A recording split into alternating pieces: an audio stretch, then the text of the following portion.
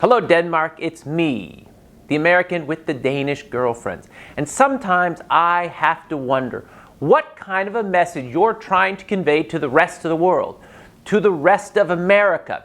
Because I'm an American and I have been to Denmark because of my Danish girlfriend, and I know you better. But I'm going to tell you something. When I took the trip this summer to Denmark on SAS, I think you did a very poor job representing your country. The problem started when I wanted to choose what movies I was going to watch during the plane ride. Now, when I go to Denmark, to get myself in the spirit of Denmark, I like to choose Danish movies and TV shows. The first movie I saw was Copenhagen findes ikke, or Copenhagen doesn't exist. Okay, first of all, that title in itself goes, what do you mean it doesn't exist? You already know, this is a depressing movie. Anytime that says it doesn't exist, it says maybe it shouldn't exist, or maybe there's a problem with this version of Copenhagen. And there was a problem with this version of Copenhagen.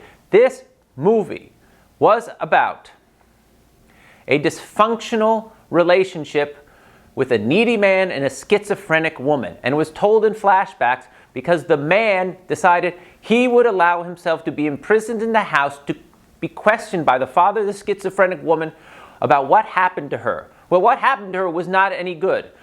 I am not going to reveal the story because there are probably some people who love this kind of stuff. But let me tell you something. I watched it and I go, this is horrible. This is horrible. And I thought, something's horrible. And it is. It was horrible. It made me feel like, holy jeez. Can't you hold on to the smallest bit of happiness? No, apparently these people couldn't. And that's when the movie ended and I was going, thank God. Maybe I'll try one of the other two movies in Danish. Well, the second movie wasn't that much better. It was about the artist Hilmt Aft Klint, or something like that. And she was Swedish. It had Danish. It was a German thing. It was probably, I can't blame this entirely on Denmark. But the fact that it was on SAS and had a sense that Danish was one of the spoken languages, it means it became a representation of what the Danish world was. And I didn't like it. It was about this artist, this female artist. And she was a very good artist. I've seen some of her artworks. I saw it at the Guggenheim. They had an exhibit of hers several years ago. That was one of the reasons why I wanted to watch it. And they bemoaned the fact that she never got known during her lifetime. Well, Van Gogh cut off his ear and he didn't get known. And you just watch this sort of marauding bit of depression as she starts off an idealist. Things don't work out.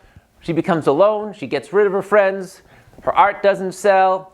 And she dies in a traffic accident. Now, I'm not giving anything away because that was her life. And her life wasn't that uplifting. Yes, it may be inspirational, but not uplifting. And I wanted uplifting before I landed in Denmark. And the third movie was the worst of all. It was about, and I can't even say what it was about. I'll tell you what it was called. It was called Den Store Stille, or in English, The Great Silence. And it was about a true dysfunctional family, a father who was a bad father but then found Jesus, so he was estranged from his first son who became an alcoholic, had a daughter who he doted on. They had a big fight, some fire. Here's the thing. I stopped watching it. In fact, my girlfriend said, I don't think you want to watch it. This is very depressing. Also, it's very depressing because I have family issues myself, so it's very touchy.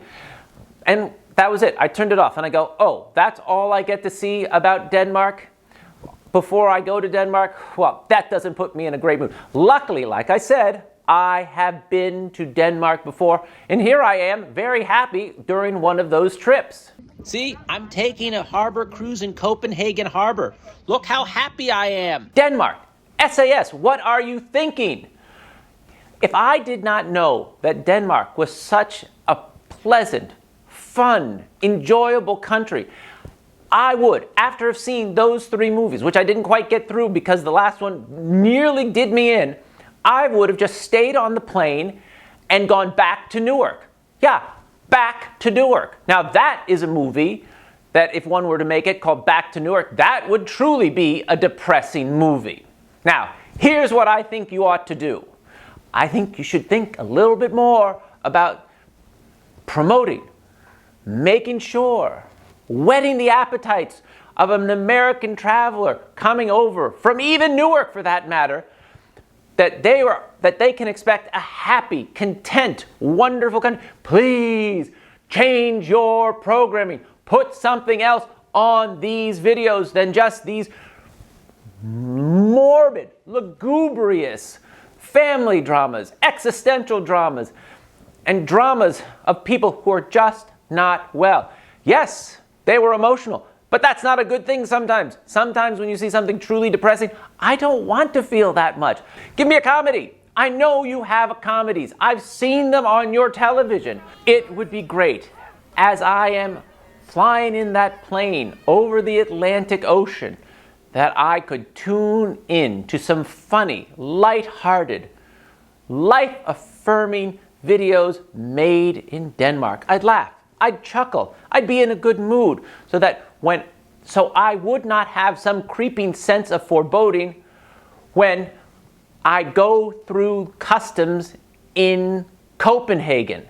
Yes, that could be it, right there. Going through customs in Copenhagen. Now that could be a very, very funny movie. I'd like to see a movie like Customs in Copenhagen when I'm on the plane going to Copenhagen, and I would smile to myself as the plane touches down, and I'd think, I'm going to have a good trip because Denmark is a good place. Thank you kindly.